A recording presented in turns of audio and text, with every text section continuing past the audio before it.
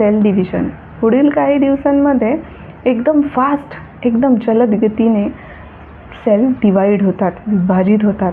2, 4, 8, 16 पेशी तयार होतात आणि वाढतच जातात. मग साधारणतः 5व्या ते 7व्या दिवशी हा पेशींचा गोळा गर्भाशयाच्या भिंतीत जाऊन चिटकतो. तिथे बाळाचा विकास सुरू होतो. मग कल्पना करा की ही एक प्रक्रिया म्हणजे एका खास चावीने एक खास कुलूप उघडून एक खास दरवाजामध्ये एंट्री करणे अशी आहे, जिथे अंड म्हणजे एक कुलूप, शुक्राणू त्याची चावी.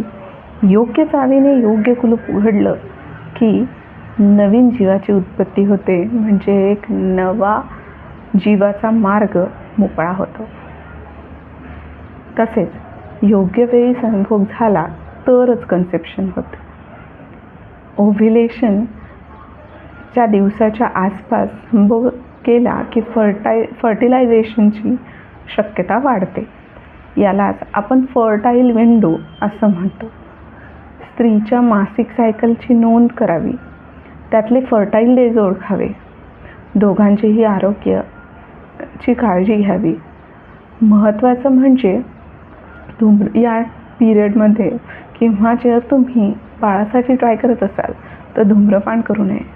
अल्कोहोल किंवा तुमच्या पोषणाचं अल्कोहोल घेऊ नये किंवा तुमच्या पोषणाचा खास तुम्ही हमी घ्यावी की तुम्ही पोषक आहार घ्याल. स्ट्रेस कमी ठेवावा, झोप व्यवस्थित घ्यावी. हे तुम्हाला गर्भधारणेसाठी फायदेशीर ठरेल. तर ही होती एक कन्सेप्शनची एक छोटीशी कहाणी, जिथे 2 सूक्ष्म पेशी मिळून एक जीवन तयार करतात. पुढील व्हिडिओत आपण इम्प्लांटेशन फेल का होतं, गर्भधारणा का होत नाही यावर चर्चा करूया. तोही नक्की बघा. अशी माहिती आवडत असेल तर चॅनलला सबस्क्राईब करा आणि एक लाईक नक्की करा. बाय.